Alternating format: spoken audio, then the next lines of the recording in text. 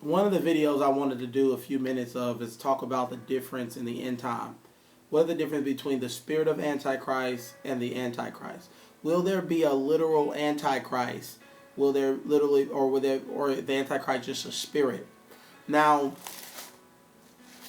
that's very interesting. I came up in the Hal Lindsey, Perry Stone, Jack Van Impe. I was really trained in the end time through those people. So I really didn't start hearing things like the Antichrist is just a spirit until I got in supernatural streams. Because what we do sometimes in supernatural camps is we spiritualize everything. The whole Bible is spiritualized, which the whole Bible is spiritual. But a lot of times the prophecies have a dual application. They're both natural and they're spiritual, okay? So I want to just debunk some things really quick. The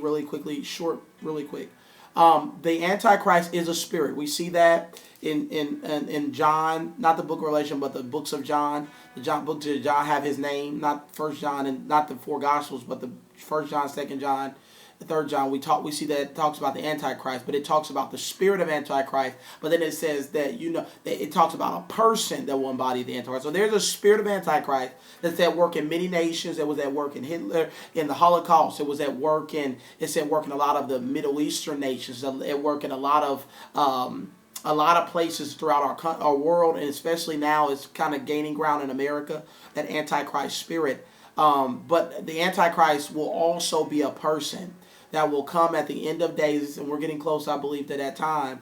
I don't know how long it is away, but that the Antichrist will be a person. It's all throughout the Bible that the Antichrist is actually a person, a literal person. One of the indications of that is we see that in Matthew 24, it actually talks about a he. It says he will stand in the temple of God, proclaiming that he is God.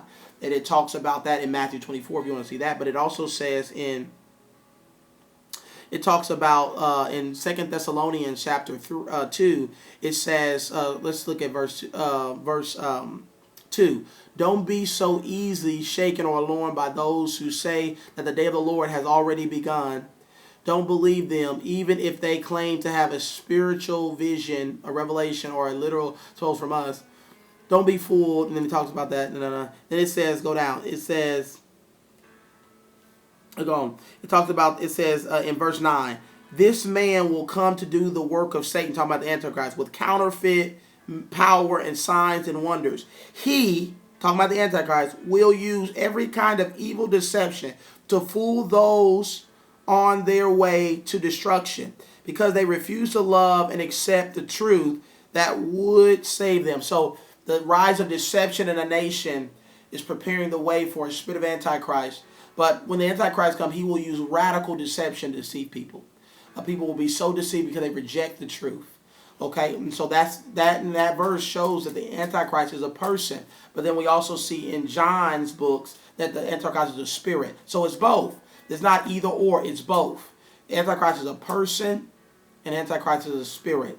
And we see that, and if you want to study that, let's believe the Word of God over our doctrine, over our own opinions. The Word of God is powerful. And let's just believe the Word of God. I spent 6 or 7 years studying the end time. So I really can speak on this subject. And so I want you to understand that. Don't be afraid, because God is with us. Okay? God bless you.